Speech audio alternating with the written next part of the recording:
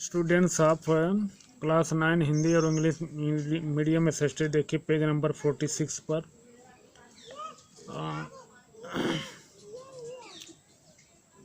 That is why the Indian constitution adopted many institutional detail and procedure from colonial laws like the Government of India Act 1935। यही कारण कि भारतीय संविधान निर्माताओं ने बहुत से प्रारंभिक विवरण को औपनिवेशिक कानूनों से लिए, जैसे 1935 का अधिनियम था। Years of thinking and deliberation on the framework of the constitution had another benefit. इस सोचने का और समझने का इस कार्य प्रणाली को समझने का संविधान को या दूसरा इसका लाभ रहा है। Our leaders gain confidence to learn from other country. हमारे देश के नेता दूसरे देशों के भी संविधान से इसको समझते रहे हैं, but on our own term, लेकिन यह अपने ऊपर निर्भर था कि हम कैसे बनाएं। Many of our leaders were inspired by the ideas of French revolution. बहुत हमारे नेता फ्रांसीसी क्रांति के आदर्शों से भी प्रभावित रहे हैं। The practice of parliamentary democracy in Britain, और ब्रिटेन की संसदीय प्रणाली से भी प्रभावित रहे हैं। And the bill of rights in the US, और अमेरिका में बिल ऑफ राइट्स से भी प्रभावित रहे हैं। The socialist revolution in Russia, रूस में समाजवाद से भी प्रभावित रहे हैं। Had inspired many Indians to think of shaping a system based on social and economic equality. इससे हमारे देश के नेता बहुत प्रभावित इन चीज़ों से हुए, जिससे उन्होंने सामाजिक और आर्थिक भागीदारी पद्धति को अपनाने का प्रयास किया। It there were not simply imitating what others had done, लेकिन फिर भी कुछ ऐसा सीधा अनुकरणीय नहीं था जिसको सीधा सीधा बनाया जा सके। At each step they were questioning, प्रत्येक पग पर वे एक दूसरे से प्रश्न पूछते थे। Whether this things suited our country, क्या हमारे देश के लिए ये चीज़ें अच्छी हैं। All these factors contributed to the making of our country, ये सभी तथ्य हमारे देश के संविधान बनाने में लाभदायक रहे हैं। द कॉन्स्टिट्यूएंट असेंबली, संवैधानिक सभा। Who then were the makers of the Indian constitution, भारतीय संविधान के निर्माता लोग कौन थे। You will find here very brief sketch of some of the leaders, यहाँ बहुत संक्षिप्त विवरण इन नेताओं के बारे में पाएंगे। Who played an important role in making the constitution, जो संविधान बनाने में बहुत महत्वपूर्ण अपना कार्य निभाया। The drafting of the documents called the constitution was done by an assembly of elected representative. इसकी रूपरेखा तैयार करने के लिए एक संवैधानिक सभा बनी थी, जिसमें चुने हुए प्रतिनिधि थे।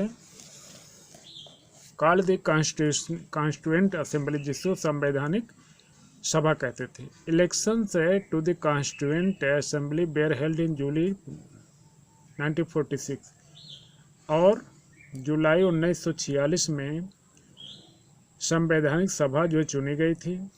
It's first meeting was held in December 1946, इसकी पहली मीटिंग दिसंबर 1946 में हुई।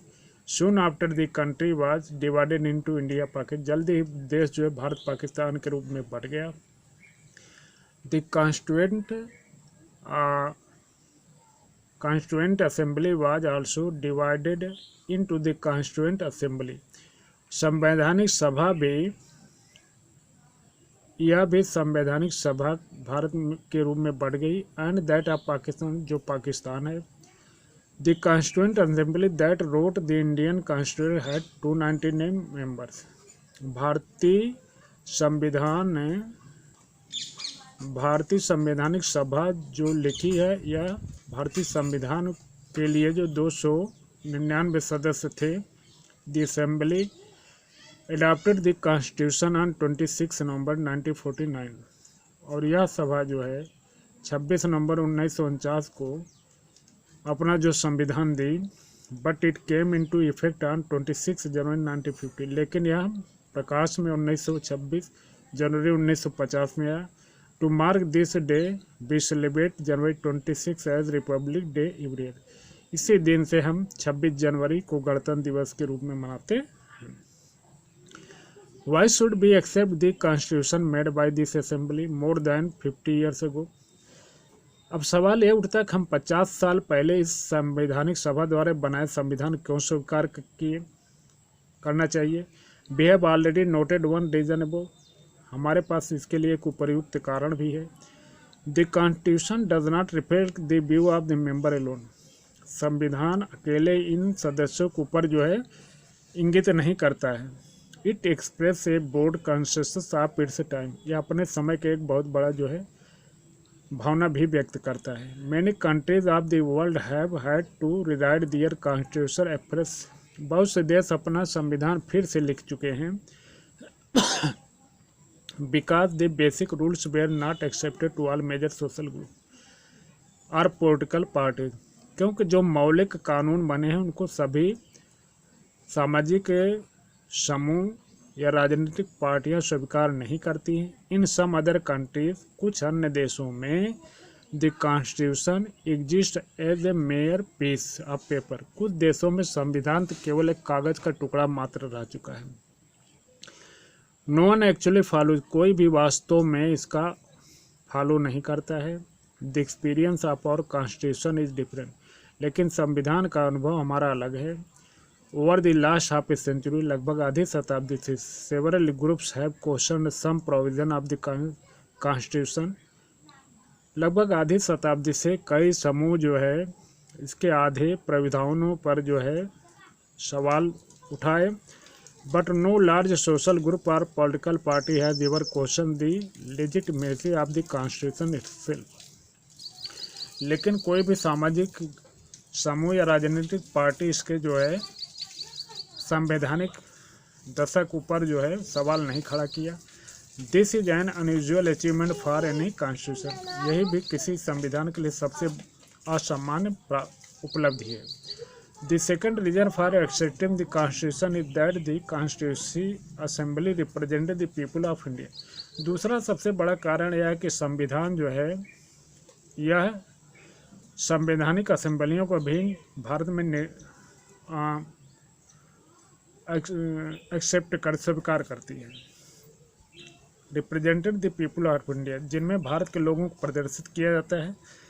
There was no universal adult franchise at that time, कोई भी सांसारिक वयस्कों की फ्रेंचाइजीज नहीं है। So the constitution assembly could not have been chosen directly by the people of India, और इसलिए भारतीय संवैधानिक जो सभा है इसमें जो है डायरेक्टली लोगों को भारत में नहीं जो है चुना जा सकता है। It was elected mainly by the members of the executive provincial legislature, यह जो है प्रांतीय कार्यपालक विधायकों द्वारा चुना जा सकता है। थैंक्स, जय हिंद।